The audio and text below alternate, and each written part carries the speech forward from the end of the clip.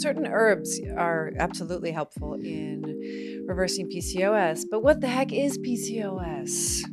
Polycystic ovarian syndrome. Did you guys know that I used to have PCOS when I was 320 pounds and I would never go to school because my periods would be so painful that I would just cry all day for 5 days? We noticed that 85.8% of you guys are not subscribed. So what are you doing? We give you guys free weight loss advice. And to the 14.2% that are subscribed, you guys are doing something right here. So thank you for all your support. We really appreciate it. But seriously, if you're not subscribed, go ahead and click the subscribe button down below.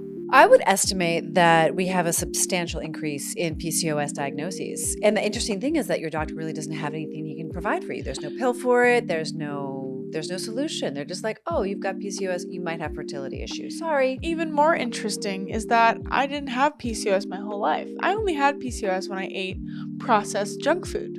Well, you developed PCOS. So I think the question is, why do you get PCOS? How does it develop? And then how can you reverse it? And that's what this video is about, actually.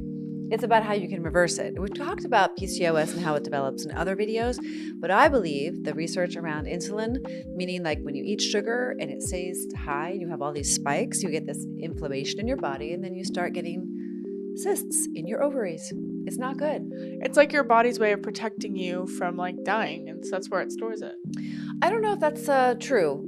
But it's an interesting It's the concept. same thing for fat. Like they say that when your body has too much excess processed food, it doesn't know where to put all that not nutrients, so it puts it in a fat cell. That makes sense. So that's yeah. how it's protecting you. So. I think that when you have a lot of sugar in your body, and you find this with cancer as well, is that it feeds the tumors.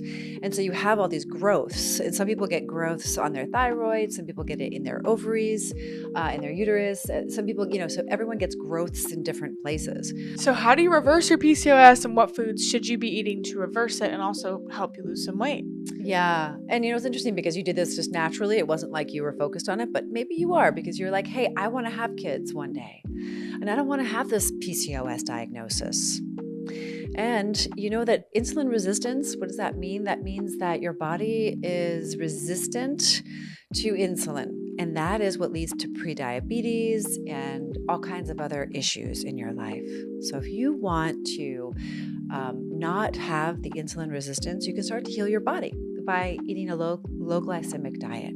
That means including blueberries in your diet, high fiber foods like legumes and kale, and nuts and seeds, which also leads to another point a little bit further on.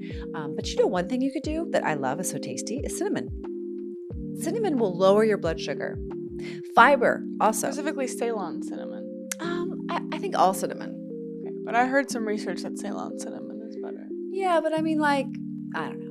I feel like just get cinnamon, eat it, include it in your Organic life. cinnamon. In an ideal world, not everyone has options and can afford it, but I mean, just if you can. Yeah, I mean, cinnamon's pretty easy to find. You can get it at Costco, you can get it at Safeway, you can get it mostly everywhere. Put it in our broth. Yeah, we put it in almost everything. A cinnamon stick here, a cinnamon stick there, and then we sprinkle it on top of stuff. About a teaspoon a day will really make a difference. And also just fiber. Eating fiber helps to slow down the sugar into your bloodstream, and so when you eat foods that are rich in fiber, it's just a really easy solution. What you really want to avoid if you want to reverse your PCOS is you want to avoid pastries. Pizza, sugar, flour. Yeah, like pasta even. Tons of dairy. Yeah. All things that are going to be spiking your blood sugar really high. And that could even be gluten-free health foods too. So don't think that health foods are always foods that are going to keep your insulin level low or stable. So what's so cool, and one of the members in our women's accountability group was saying I just don't get hungry as often because her blood sugar is stabilized. So she's not reaching for the pastry at 10 a.m. She's not hungry for the cookie at 4 p.m. because her blood sugar has gotten stabilized. So we have this accountability group, and Albie and I, our mother-daughter, we lost over 255 pounds combined. And with no skin. She reversed her PCOS. So I think naturally we can speak with some level of expertise, even not being medical, doctors or professional, I don't get it. Mom took a packet of baby tissues out of her backpack yesterday, and it said, "You are awesome."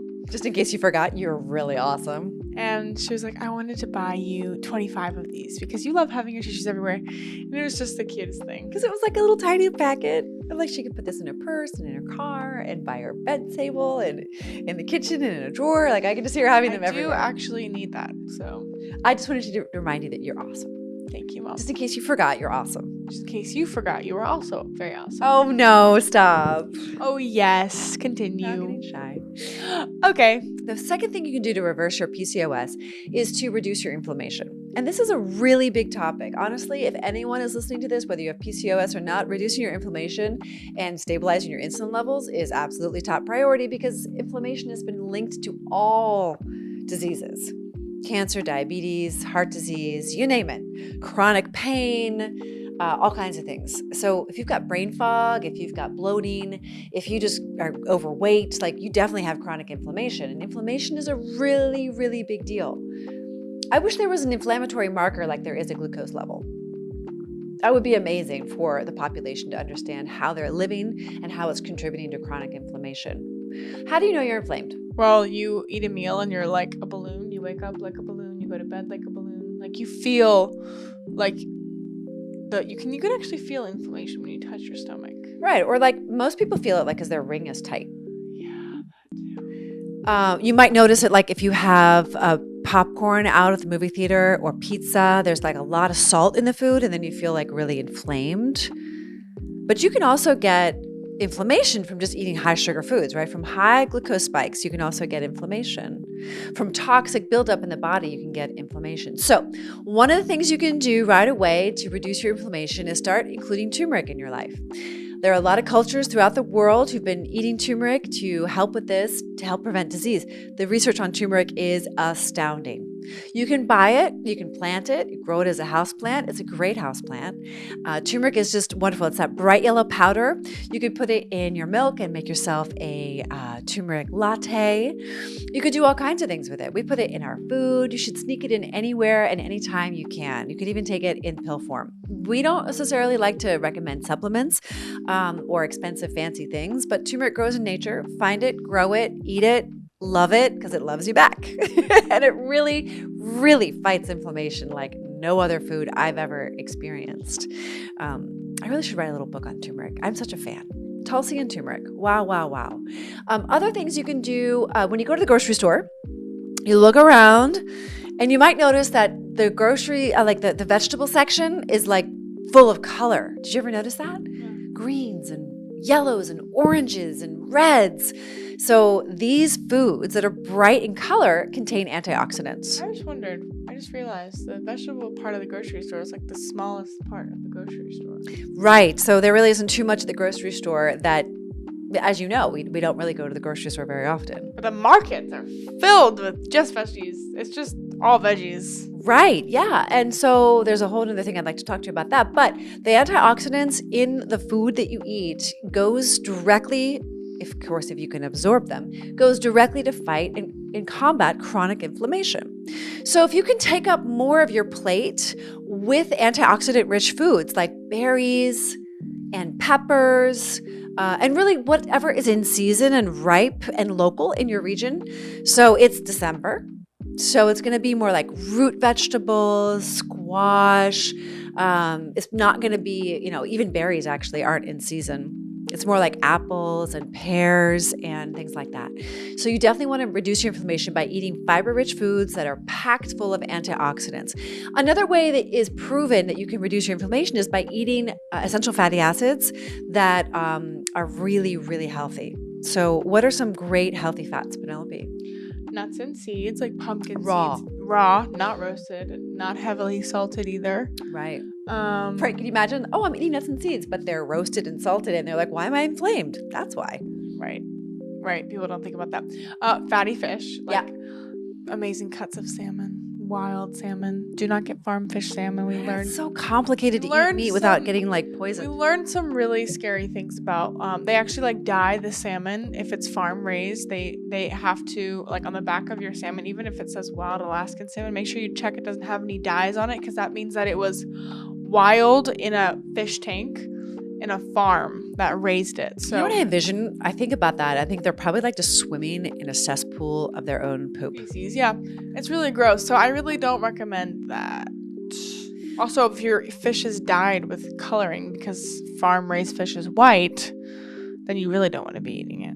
So Yeah, so this is tricky. So I'd love to educate more and more on this we have topic. a video on Yeah. farm-raised animals, and we just made it, and it's coming out. It's already out. So link in bio if you want to watch it.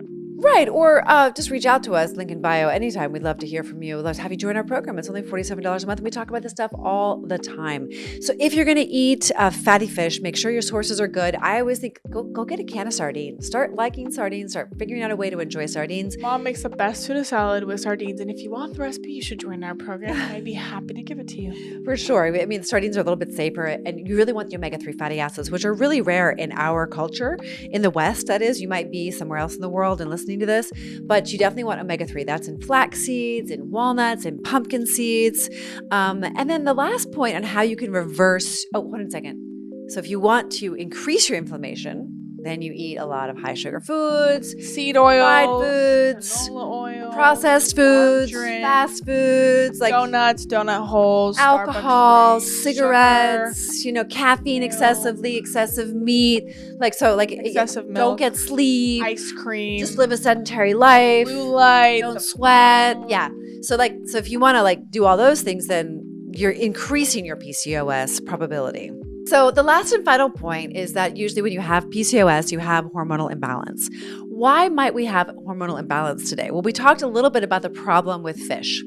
And there's meat in general is injected with hormones. Right. So if you're eating a lot of animal products that aren't organic because it's not part of your budget or you can't find them, chances are that meat is full of, vaccinated hormones, antibiotics, just eating it's just laden with herbicides, fungicides, pesticides, genetically modified, all the things. So that is just bad. We're just getting out of balance because we're out of balance in our nature. And the food that you're eating that's from that imbalanced nature is an imbalance in your whole body. So you've got problems with plastics, right? All the food wrapped in plastic. You got problems with all of these things. The water supply has hormones in it, right? Then they're giving you hormones to correct the hormones. So it's kind of a big mess right now.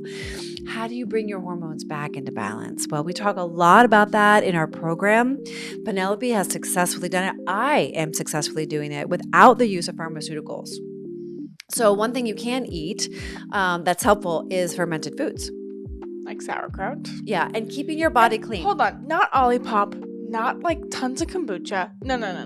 That is not what we mean when we say fermented. Traditionally fermented cabbage. And not the type of there's a lot of fermented foods that have a lot of sugar in them that people promote. Yeah, products. So sometimes you find sauerkraut and it's made with sugar and vinegar.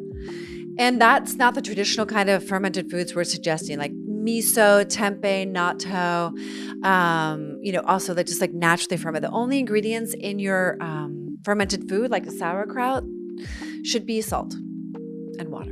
And you can actually make it at home. And of course the vegetable. You can make it at home, yeah.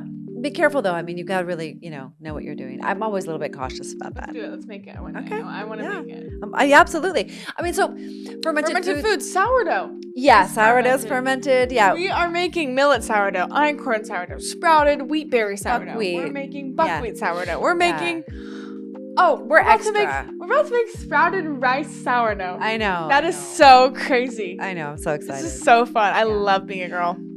Fermented foods are not going to balance your hormones alone. For you to balance your hormones, you're going to need to join our program to learn more about the lifestyle that's required to lead you towards hormone balance. Now, you're going to need an accountability partner so that you don't flop off and fail. And you're going to need somebody to remind you to eat the fermented foods and how you can incorporate them into your diet. I'm actually thinking of a few girls right now that I'd like to say, hey, I think you would enjoy some sauerkraut in your life. And I think it's only a few days left to lock in the $47 a month because the prices in the new year are going up. So we teach you a lot about how to balance your hormones, but through proper sleep, through proper nutrition, the timing of the nutrition, through the right balance of foods at the right times of day. We really get into the nitty gritty, the kinds of exercise, right? Some people don't want to be doing like hardcore cardio, so there's so many nuances in this conversation.